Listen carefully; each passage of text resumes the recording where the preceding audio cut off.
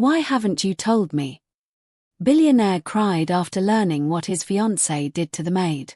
Everything changed with just one choice. She stood at that window, bandage on her forehead, watching the city lights blur through her tears, and she had no idea the man walking toward her right now was about to hear the truth that would break his heart in half. He didn't know yet. But in the next few minutes, everything he believed about the woman he was going to marry would come crashing down. And what he did next? Nobody in that penthouse saw it coming. Hey, before we dive into this one, where are you watching from tonight? Drop your country in the comments. I'd love to know who's here with me. This is one of those stories that starts quiet, almost ordinary, and then turns into something that stays with you long after it ends.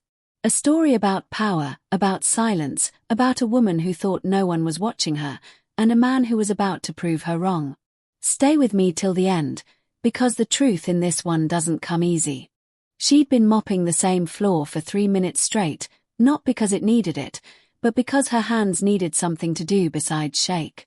Elena Reyes was 32 years old, and for the past 2 years she had worked as a housekeeper at the Windermere Residences, a glass tower in downtown Chicago where the penthouse suites cost more per month than her mother's entire house back in Texas had cost to build.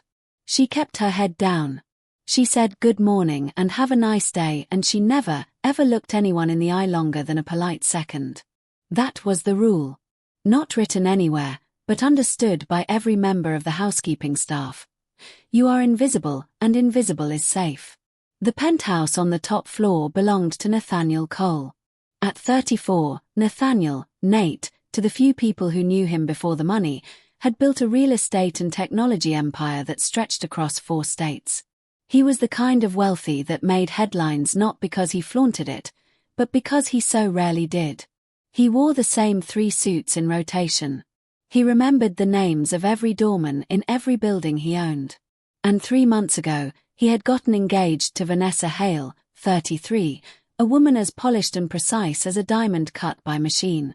Elena had cleaned that penthouse every Tuesday and Friday for 2 years. She knew where Nate kept his late father's watch, the one he never wore but never got rid of either. She knew Vanessa liked her towels folded in thirds, not halves, and would leave notes, never spoken, always written, always cold, if things weren't exactly right. What Elena didn't expect, on an ordinary Tuesday afternoon, was for Vanessa to come home 3 hours early. Elena was in the primary bathroom, going over the marble counter for the second time because she'd noticed a faint streak the first pass. She heard the door. "You're still here." Vanessa's voice cut through the quiet like a blade unsheathed. Elena straightened immediately. "Just finishing up, Ms. Hale. I'll be gone in 10 minutes. You were supposed to be gone an hour ago." Vanessa stepped into the bathroom doorway, arms crossed, designer coat still buttoned, sunglasses pushed up into hair that never seemed to move. "Did you touch my jewelry box?" Elena's stomach dropped. "No, I never touch personal items. You know that. I'm missing an earring." Vanessa's eyes moved over her, slow, deliberate, the way you'd inspect something you were deciding whether to throw away. "Diamond studs. A gift from Nathaniel. One of them is gone." "I haven't been near your jewelry box today," Elena said quietly, and it was true, she hadn't so much as glanced at the dresser. "Everyone says that." Vanessa's voice dropped, quiet in a way that was somehow louder than shouting. "Every single person who's ever taken something from me has said exactly that." Elena felt her pulse pounding in her ears. She'd heard stories from the other housekeepers, whispers about Vanessa, about how 3 staff members had quietly left the building's roster over the past year, no explanations given. She'd never let herself believe it was anything more than gossip. "Ms. Hale, I promise you, I would never." "Empty your bag." The words hit Elena like a slap. "Excuse me." "You heard me. Empty your bag." Elena's hands trembled as she reached for her canvas tote sitting by the bathroom door, the same bag she brought every single shift, containing nothing but her phone, a granola bar, and a photo of her son tucked into the inside pocket. She unzipped it slowly, feeling something cold settle in her chest, a feeling she recognized from childhood, from being small and poor and watched. But before she could tip the contents onto the counter, Vanessa's hand shot out and grabbed the bag from her, yanking it hard enough that the strap caught Elena's wrist and spun her sideways. Elena's shoulder hit the edge of the marble counter. Her forehead struck the corner of the mirror frame as she stumbled, and a sharp line of pain bloomed above her eyebrow. For a second, neither woman moved. Elena pressed her palm to her forehead and felt something warm. Vanessa looked down at the bag now scattered across the bathroom floor: phone, granola bar, a small photo of a boy no older than 7, grinning gap-toothed at the camera. No earring. No diamond. Nothing that didn't belong to a mother who worked 6 days a week to keep her son in a decent school district. "It's not here," Vanessa said flatly, as though that were the end of the conversation, as though the blood now sliding toward Elena's eyebrow wasn't happening at all. "You hurt me," Elena whispered, still in shock, still trying to understand how 30 seconds had turned into this. Vanessa's eyes flicked to the small cut, then back to Elena's face, unreadable. "You should be more careful," she said. "Accidents happen when people move too fast." And then she turned, picked up her purse from the counter where she'd set it down, and walked out of the bathroom as if nothing at all had occurred, leaving Elena alone, bleeding slightly, gathering her son's photograph off the cold marble floor with shaking hands. She didn't report it. Not that day. Who would believe her over a hail? The next morning, Elena found the earring. It was tangled in the drain screen of the guest bathroom sink, catching the light when she leaned in to clean it. A single diamond stud, exactly as Vanessa had described. It must have fallen out during a shower days ago, long before Elena had ever touched that bag. She stood there for a long moment, holding the tiny piece of jewelry between 2 fingers, feeling something complicated rise in her chest. Not triumph. Not even relief. Just a tired, heavy sadness, the kind that comes from being right about something you wished you weren't. She could have thrown it away. She could have pretended she never found it.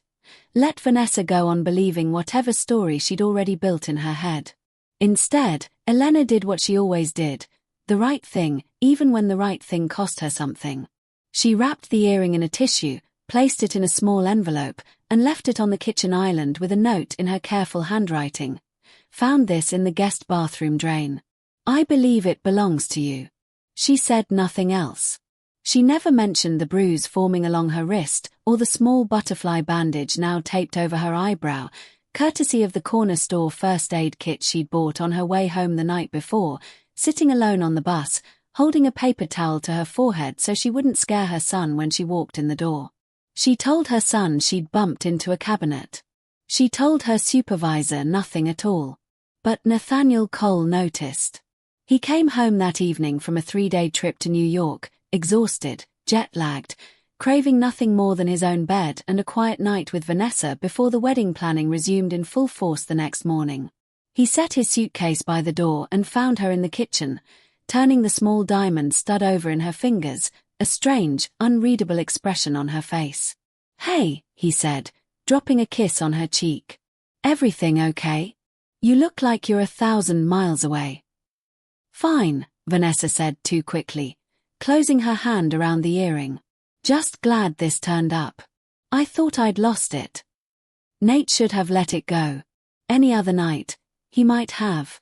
But something in the way she said it, the tightness around her mouth, the way her eyes wouldn't quite meet his, made him pause. "Where'd you find it?" "The housekeeper found it. Left it on the counter." Vanessa turned away, busying herself at the wine fridge. "In the guest bathroom drain, apparently." "That's good. I know you were upset about it." He hung his coat, thinking nothing more of it, until 3 days later, when he happened to be reviewing the building's staff schedule for an unrelated reason, a resident committee meeting about renovation timelines, and noticed something odd. Elena Reyes hadn't been scheduled for the Windermere residences in 9 days. Nate frowned at the name. He remembered her, vaguely, a quiet woman, always polite, always thorough, the kind of employee a building manager mentions in passing as one of the good ones. He hadn't given much thought to housekeeping schedules before. But something about the sudden gap bothered him in a way he couldn't quite name. He asked the building manager about it the next morning, expecting a simple answer: vacation, sick leave, a schedule change. Actually, Mr. Cole, the manager said, shifting uncomfortably, she requested a reassignment. Asked not to be put back on this floor. Did she say why? The manager hesitated, glancing around the lobby as though the walls themselves might be listening. She didn't file anything official. But between us, this isn't the first time someone's asked off this floor since your fiancé moved in. Nate felt something cold settle low in his stomach. How many times? The manager's silence answered before his words did. 3, sir. In the last year. Nate didn't say anything to Vanessa that night. He needed to think. He needed to understand what he was even asking before he asked it, because some part of him, the part that had loved Vanessa for 2 years, that had chosen her ring with his late mother's advice in his head, that had pictured a whole life with her, didn't want the answer he suspected was coming. He found Elena's contact information through building HR, using his position on the residence board as justification, and called her the next afternoon while Vanessa was out at a fitting. Elena almost didn't pick up. She recognized the building's main line and assumed it was a scheduling call.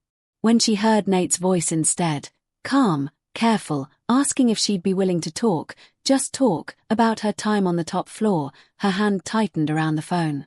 Mr. Cole, I don't want any trouble, she said immediately. I didn't file a complaint. I just asked to be moved. I know, Nate said. And I'm not calling to cause trouble for you. I'm calling because I think something happened, and I think I need to know what it was. There was a long pause on the line. Elena thought of her son, of the rent due in 9 days, of every housekeeper who'd quietly disappeared from that building's schedule before her without explanation because speaking up had never once helped anyone like them. I can't afford to lose this job, she said finally. You won't, Nate said. I promise you that. Whatever you tell me, good or bad, your job is safe. I give you my word. Something in his voice made her believe him. Maybe it was exhaustion. Maybe it was simply that no one from that world had ever asked her a direct question and waited, patiently, silently, for a real answer. So she told him. She told him about the missing earring, about being accused before a single question was asked, about her bag being ripped from her hands hard enough to spin her into the mirror frame. She told him about the blood, about the butterfly bandage, about lying to her 7-year-old son so he wouldn't worry. She told him, voice shaking slightly but steady, that she had found the earring 3 days later exactly where a fallen earring would fall, in a drain, nowhere near her bag at all. Nate sat in his car in the parking garage of his own building, engine off, phone pressed to his ear, feeling something in his chest cave inward slowly, like a building losing its foundation floor by floor. Why didn't you say anything? He asked, and even as the words left his mouth he heard how naive they sounded. Elena's laugh was short, humorless. Mr. Cole, respectfully, who was I going to tell? You. The board. Your fiancé owns half this building's social calendar. People like me don't win that fight. We just quietly ask for a different floor and hope nobody asks why. He sat with that for a long moment. Thank you for telling me, he finally said. And I mean this, I'm going to make this right. When he hung up, he didn't go upstairs. He sat in that dark garage for nearly 40 minutes, replaying 2 years of small moments he'd never let himself examine too closely. The way 3 different staff members had quietly left this floor. The way Vanessa's assistant had resigned abruptly last spring with no explanation. The way Vanessa always had a tight, controlled explanation ready whenever anyone questioned her, as though she'd rehearsed it long before the question was even asked. He thought about the ring sitting in his coat pocket for the past 3 days, waiting for the right moment for a small, private reproposal he'd been planning as a surprise before their wedding. He thought about how close he'd come to spending the rest of his life without ever knowing this about the woman he loved. Everything changed with just one choice. And he hadn't even made it yet. He walked into the penthouse that evening and found Vanessa exactly where she always was at that hour, curled on the couch with a glass of wine, wedding binder open on the coffee table, color swatches fanned out like a hand of cards. "Hey, you're home early," she said, smiling up at him, and for one small, aching second, Nate almost let it go. Almost decided this was a conversation for another day, another version of himself who was ready to hear the truth. Instead, he sat down across from her, not beside her, and set his keys on the table with deliberate quiet. "I talked to Elena today," he said. The smile on Vanessa's face didn't fall so much as freeze, like a photograph of a smile rather than the thing itself. "Who?" "Elena Reyes. The housekeeper who used to clean this floor. The one who requested a reassignment 9 days ago." He watched her carefully. "The one you accused of stealing your earring." "Nate, I don't know what she told you, but she told me you grabbed her bag hard enough to throw her into the bathroom mirror. She told me she was bleeding. She told me she found your earring 3 days later in the guest bathroom drain, which means it was never in her bag in the first place, which means you accused an innocent woman of theft and hurt her doing it." Vanessa's mouth opened, then closed. For the first time in the 2 years he'd known her, Nate watched her search for words and come up empty. "It was an accident," she said finally, quietly. "I didn't mean for her to get hurt. I was upset. I thought something was missing. I reacted." "You reacted by physically grabbing an employee and calling her a thief in front of no witnesses, in a building where she has no power to defend herself, and then you said nothing to me about any of it." Nate's voice was very controlled, very even. The voice of a man holding something enormous very carefully so it wouldn't shatter in his hands. "Why haven't you told me?" The question hung there. "Because I knew how it would sound," Vanessa admitted, and for the first time there were tears in her eyes, though Nate found himself unable to tell whether they were tears of guilt or simply tears of being caught. "Because I knew you'd look at me exactly like you're looking at me right now." "How many others?" Nate asked. Vanessa's silence stretched long enough to answer the question on its own. "How many, Vanessa?" "2, she finally whispered. "Before her. It's not what you think. They were always misunderstandings. I always apologized." "Did you apologize to Elena?" Silence again. "You didn't apologize. You let her bleed, you let her lie to her own son about how she got hurt, and then you let her quietly disappear from your life so you'd never have to think about it again." Nate stood, running a hand through his hair, pacing toward the window that overlooked the same city Elena had stared out at 3 nights ago through her own tears. "I've spent 2 years building a life with someone I apparently don't know at all." "Nate, please." Vanessa rose from the couch, reaching for him. "I can fix this. I'll apologize to her. I'll make it right, I swear to you." "That's not up to you to decide anymore," Nate said quietly. "That's up to her." He looked at the ring box still sitting in his coat pocket, the one he'd never even gotten the chance to present, and for the first time in 3 days, he understood with total clarity that he wasn't going to give it to her. Not tonight. Maybe not ever. Elena was putting her son to bed when her phone buzzed with an unknown Chicago number. She almost let it go to voicemail.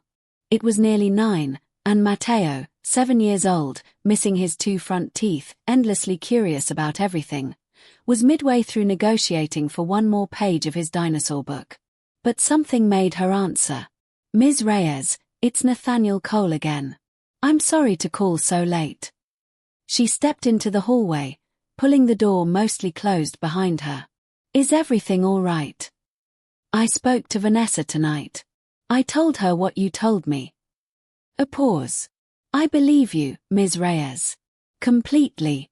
And I want you to know that whatever happens between her and me, that's separate from what happened to you. You didn't do anything wrong. You were hurt, and it should never have happened, and I am so sorry it took me 2 years and a phone call to find out." Elena leaned her back against the wall, feeling something in her chest loosen for the first time in 9 days. "Thank you for believing me," she said quietly. "That matters more than you probably realize." "I want to make this right," Nate continued. "Not because I want you to feel obligated to say anything or do anything, But because it's the right thing to do, and because I have the ability to actually do something about it, which is more than most people in your position ever get from someone in mine. Mr. Cole, I appreciate that, but I don't need. I know you didn't ask for any of this, he interrupted gently. That's exactly why I'm offering it. I want to cover your medical costs from that night. Actually see a doctor about that cut, not a corner store bandage. I want you reassigned to whatever floor or position you'd actually want, with a raise that reflects 2 years of excellent work the building has clearly benefited from. And I want to personally make sure something like this never happens to anyone else on this staff again. Elena was quiet for a long moment, blinking back tears she hadn't expected. You don't owe me anything. You didn't do this. No, Nate agreed. But I benefited from a building, a life, a reputation that was built partly on people like you being quiet when something like this happened. That makes it my responsibility too, whether I caused it directly or not. When she hung up the phone, Elena stood in the hallway for a long moment, then went back into Matteo's room, where he was still very determinedly awake, dinosaur book open on his lap. Mama, you're crying, he said, immediately alert, immediately worried, the way children who've had to grow up a little faster always are.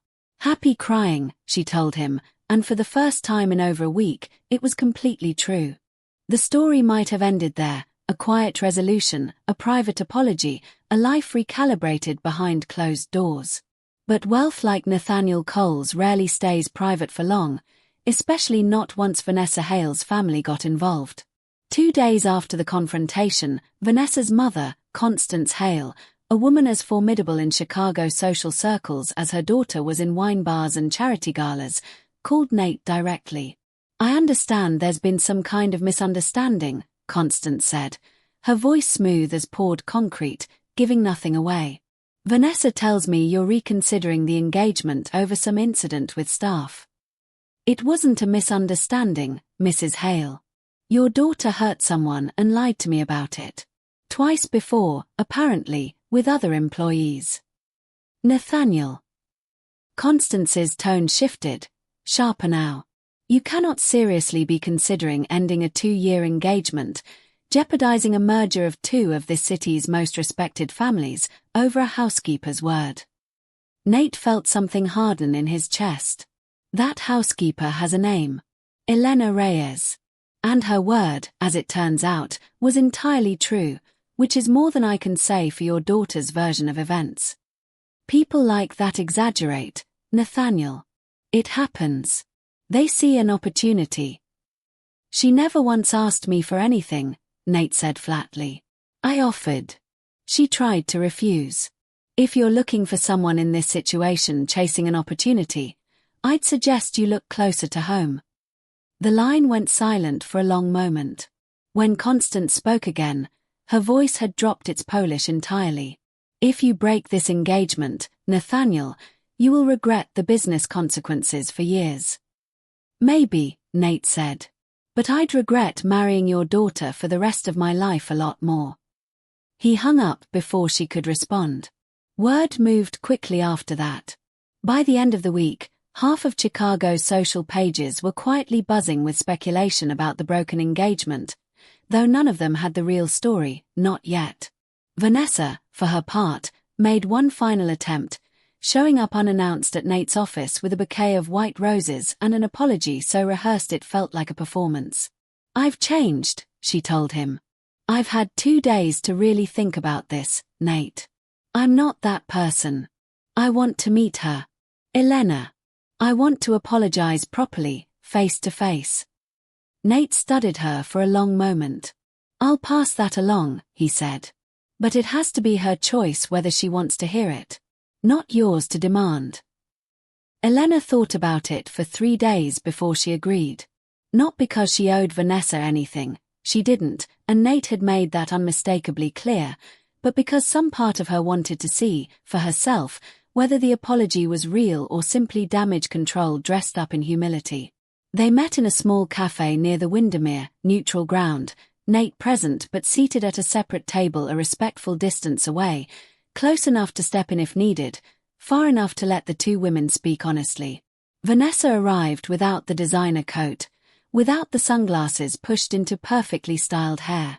She looked, for the first time since Elena had known of her, almost ordinary, nervous, uncertain, hands wrapped tightly around a coffee cup she never drank from. "I don't have a good excuse," Vanessa began, before Elena had even fully sat down. "I've spent 3 days trying to find one, and there isn't one. I hurt you. I accused you of something you never did. And instead of apologizing, I let you disappear so I wouldn't have to face what I'd done." Elena said nothing at first, studying the woman across from her, searching, she realized, for the same coldness she'd seen in that bathroom, the same flat, dismissive eyes. She didn't find them. What she found instead looked like genuine, uncomfortable shame, the kind that doesn't perform well because it isn't used to being on display. "You threw my bag," Elena said quietly. "You threw my son's photograph on the floor and told me to be more careful, like the accident was somehow mine." "I know." Vanessa's eyes filled. "I know, and I have thought about that moment every single day since Nate confronted me. I keep seeing that photo on the floor.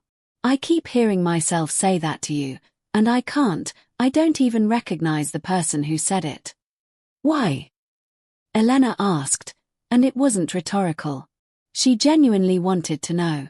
Why would you treat someone that way over an earring? Vanessa was quiet for a long time. "Because it was never really about the earring," she finally admitted. "I grew up watching my mother treat staff exactly the way I treated you. I told myself for years I'd never become her. And then somewhere along the way, I did, without even noticing it happening. That's not an excuse. It's just the only honest answer I have." Elena absorbed that, feeling the weight of it settle somewhere complicated in her chest, not quite forgiveness, not quite the opposite of it either. "I accept your apology," she said finally. "That doesn't mean I trust you. But I believe you're sorry."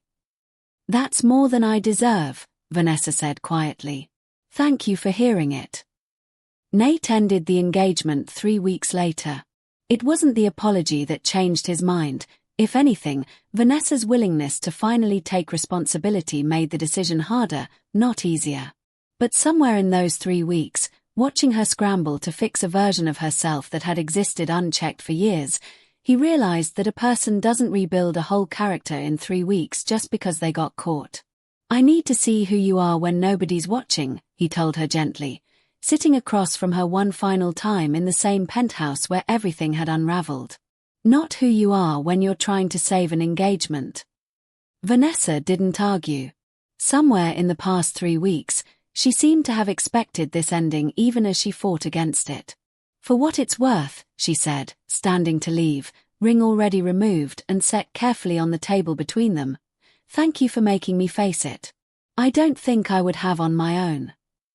Nate never remarried within the time frame of this story, and some endings don't need a new relationship to feel complete. What mattered more, in the months that followed, was what he built instead of what he lost.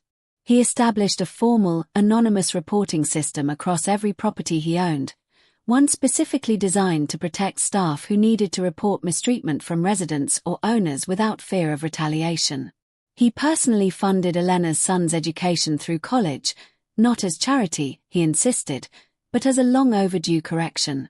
Elena was promoted to a supervisory position overseeing housekeeping standards across 3 of his buildings, a job that came with real authority, real pay, and, for the first time in her career, real respect. A year later, Elena stood in the same lobby where she'd once kept her head down and never met anyone's eyes for longer than a polite second. Now she walked through it as someone whose opinion mattered, whose voice was heard in meetings, whose name appeared on schedules not as someone to be quietly reassigned, but as someone others reported to. Matteo, 8 now, had lost another tooth and gained an obsession with astronauts instead of dinosaurs. He liked to visit the building sometimes after school, sitting in the lobby with his homework while his mother finished her rounds, and more than once, Nathaniel Cole stopped to ask him about whatever planet he was currently convinced he'd visit first. "You didn't have to do all this," Elena told Nate once, watching Matteo show him a drawing of Saturn's rings. The scholarship. The promotion. Any of it? No, Nate agreed. I didn't have to. I wanted to. There's a difference, and I think it matters. There's a particular kind of silence that follows an injustice, the silence of the person who was hurt, deciding whether speaking up is worth the risk. And there's another kind of silence, quieter still, that belongs to the people who witness that injustice and choose, again and again, to look away rather than ask the hard question. This story only exists because one man chose not to stay silent. Because he noticed an empty spot on a schedule that most people would have never even seen. Because he picked up a phone instead of assuming the easier, more comfortable explanation. And because one woman, exhausted and afraid of losing everything, told the truth anyway. Power doesn't automatically corrupt a person, and it doesn't automatically make anyone a hero either. What matters is what someone does the moment they learn something uncomfortable and have the power to fix it.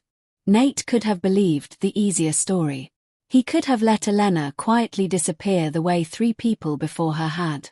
Instead, he asked one simple question: why haven't you told me, and let the answer change the entire direction of his life. If this story moved you tonight, if it made you think about the people who work quietly behind the scenes of every life, every building, every celebration, the ones who fold the towels and clean the floors and never expect anyone to notice them at all, do something for me. Hit that like button. It genuinely helps this story reach someone else who needs to hear it tonight. Subscribe if you're new here, because we've got so many more stories like this one coming. And if someone in your life needs a reminder that kindness and courage still matter, even when it costs something, share this with them. Thank you for staying with me until the end. I'll see you in the next story.